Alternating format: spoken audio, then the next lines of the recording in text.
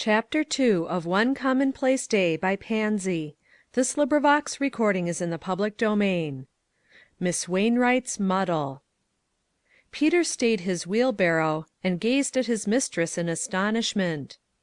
"Why, yes'm," he said at last, remembering to jerk off the ragged straw hat he wore. "I had it at the usual time, ma'am, 6:15."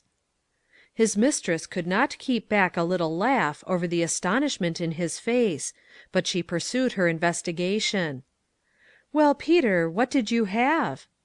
And then Peter hesitated, placed his hat on his head, drew it down, indeed, so as to shade his face, then, suddenly recollecting, took it off again, his face very red. Meantime Miss Hannah waited, regarding him with interest. "Well, ma'am," he said at last, "to tell the truth, it wasn't as big a breakfast as it might have been; not a square meal. You see, we was a little short this morning, and I just took a bite to stay me, and left the rest for the young ones." Miss Wainwright looked dismayed and bewildered. "Do you really mean me to understand, Peter, that your family haven't suitable food, and enough of it?" "Generally speaking, we have, ma'am, but it is an uncommon short time with us just now. We have had a sickness, and a doctor's bill to pay, and I had to lay off 2 days and a half to help take care of the boy, he was that bad; but he is gaining now, and we all had a bite, and I think our oldest boy will bring home some meal with him when he comes at noon. We've got much to be thankful for, ma'am. We didn't think at one time that the boy would pull through." "I didn't know you had a sick boy. What did he have to eat this morning?" "Why, the mother, she saved up a good slice of bread for him, and toasted it, and Tommy, he bought half a pint of milk from the milkman, and he said, the boy did, that he had a breakfast fit for a king. They all save up for him, ma'am. He's to have a baked potato for his dinner." Miss Hannah turned suddenly, and went in at the kitchen door. "Keziah," she said to the gay turbaned colored woman, who stepped aside to let her pass, "cut a large piece of the steak, and pour a cup of coffee, and arrange things on the table by the window, and have Peter come in at once and eat a good breakfast; and fill the willow basket with whatever there is that will do for it; that cold chicken, and the bowl of broth, pour that into a tin pail, and put in bread, and a glass of grape jelly, and have Peter take it over to his house as soon as he has eaten his breakfast. Tell him I say he is to go at once, and don't forget the butter and a pail of milk." "Whether ye eat or drink," she said to herself, as she went back to the dining room. "And here is a family near to starvation, may be under my very eyes. Sickness, too. I am glad Peter has only been in my employ a few days. I should feel too ashamed to eat my breakfast if he had been working for me all summer, and I had not found out, though I don't know as I should have thought to inquire. Just as likely as not the family are in need of clothing. Of course they are; and they live at the foot of my lane, and I don't know a thing about them." Then she seated herself at her pretty dining table, with a mental determination to step over to Peter's and see for herself at the first opportunity. Keziah, as she made a journey to the dining room with hot water for her mistress's coffee, having an eye to the saving of steps, asked a question. "Will we be putting up them lace curtains in the upstairs room to day?" Miss Hannah regarded her with a bewildered air. "There it is again," she said at last. "I declare now, if it isn't a puzzle." "Oh, here's nothing to puzzle a body. I can climb the step ladder and fix them as well as not." Miss Wainwright laughed. "It is a puzzle that refuses to be settled with hammer and tacks, and your skillful fingers," she said. "What have lace curtains in my spare bedroom to do with the glory of God, do you know, Keziah?" "Ma'am?" said Keziah, in unbounded astonishment. Her mistress laughed again, a laugh that had a note of trouble in it. "There it is," she said. "That is as much as I know about it. No, we'll let the curtains wait a while. They may go up to morrow, and they may not. I don't see, for my part, how they are to be made to fit." "They fit to an inch," said Keziah, with decision and an air of superior wisdom. "I measured them myself yesterday afternoon with the rule." "But they've got to be measured by a rule in a little book upon my bureau. That's the trouble." "Ma'am?" said Keziah again, and she wondered whether her mistress was suddenly losing her strong and active mind. Who ever heard of talk like this? Miss Wainwright saw difficulties in the way of explaining herself more clearly, and therefore dismissed Keziah with another statement to the effect that the curtains were not to be touched for the present.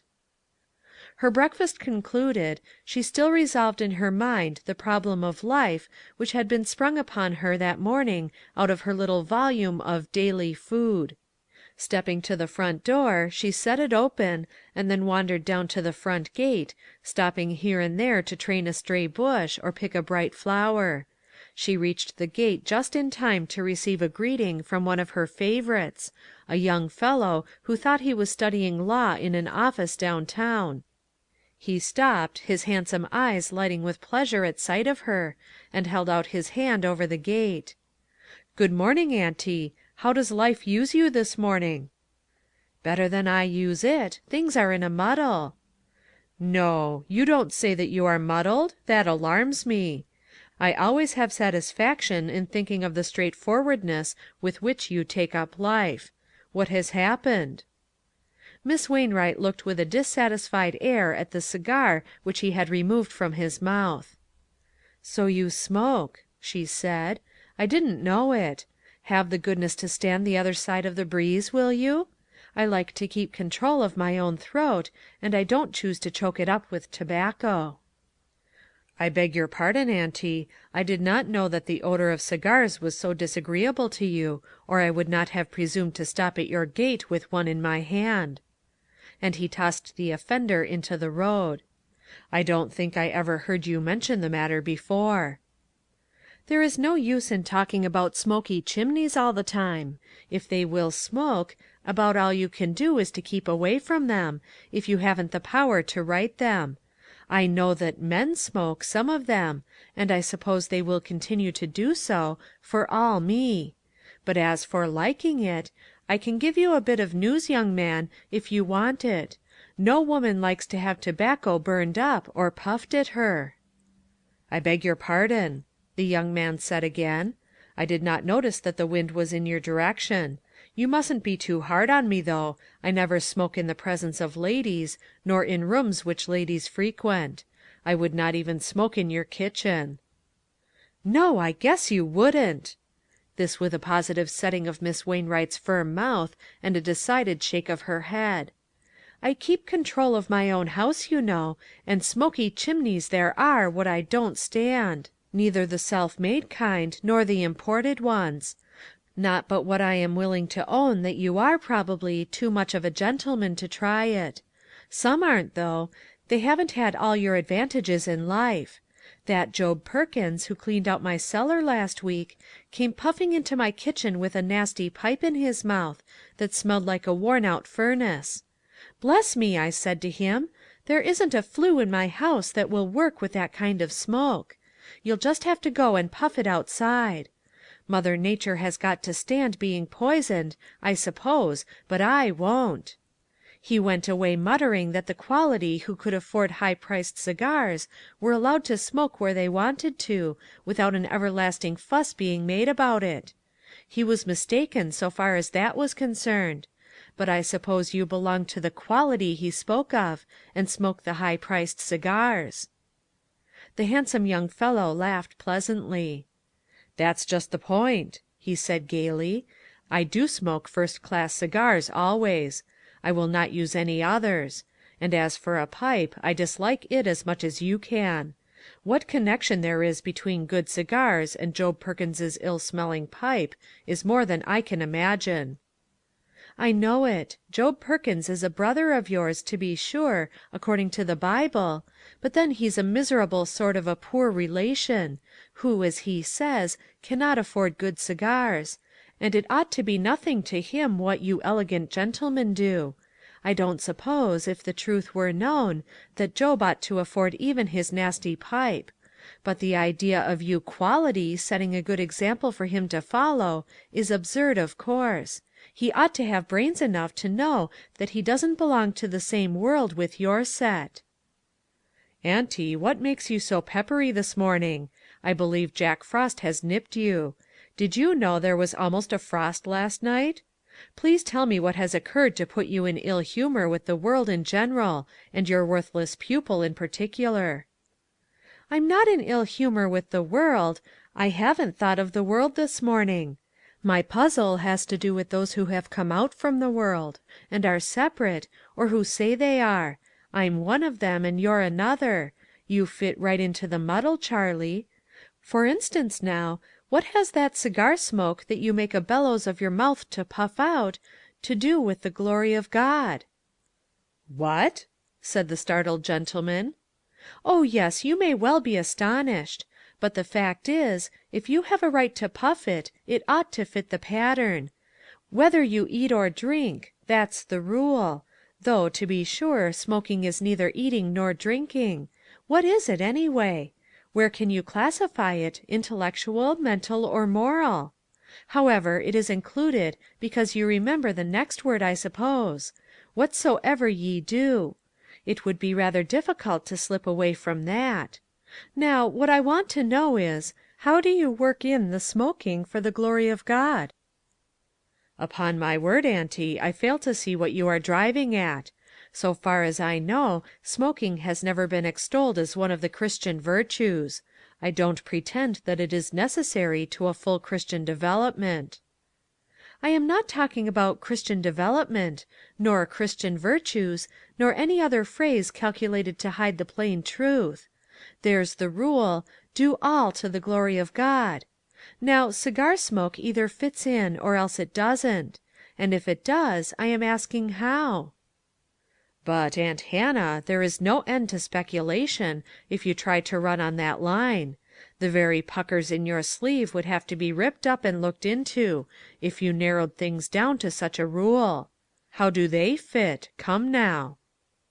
Miss Wainwright surveyed the innocent looking little ruffles on her trim morning dress, wearing meantime a grave, thoughtful face, but she did not keep him waiting long for his answer. "I don't know. Ruffles and cigars occupy different positions, and one is more harmful, to say the least, than the other. But it is a fair question, and if it needs looking into, why, that is just what I have determined to do about things in general. It doesn't alter the argument one whit. If I spent, at the least calculation, 25 cents a day, year in and year out, on ruffles, I venture that I should have looked into their merits before this time. But as my ruffles are few and far between, the truth is, they have never taken much of either my money or my thought. I don't believe they are a nuisance to anybody. And they look neater than cigars now, don't they? However, I am ready to study them, and if I find they don't fit, rip them off. Can you say as much for your side? What are the arguments for smoking?